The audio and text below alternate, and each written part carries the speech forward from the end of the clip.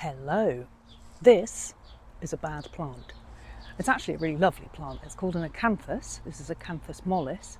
There's another one that's even spikier and more divided in its leaves called Acanthus spinosa, also known as bear's breeches. No idea why. Foxgloves I can get my head round, but bear's breeches, not really. But it's not very good for bees. More on that in a minute.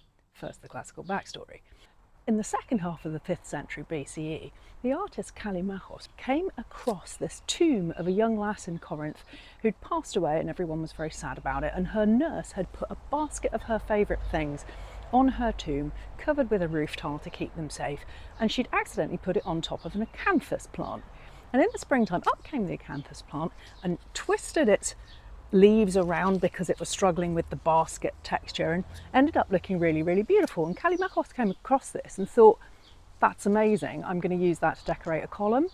So thus the birth of the acanthus headed column, and that survived in our architecture and our art all the way through the Roman period, into the Byzantine period, through the Renaissance, the Baroque, the Rococo, all the way up to the modern times.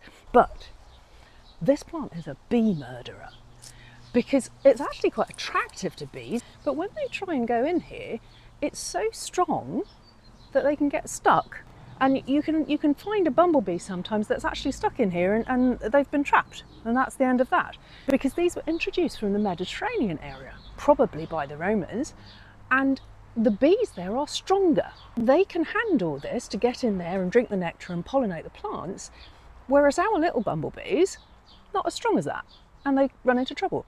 So it's not a good plant to allow to flower in your garden. If you're going to grow it, it's magnificent, but I'm going to cut the flowers off because I don't want it to be trapping bumblebees whilst I'm not looking.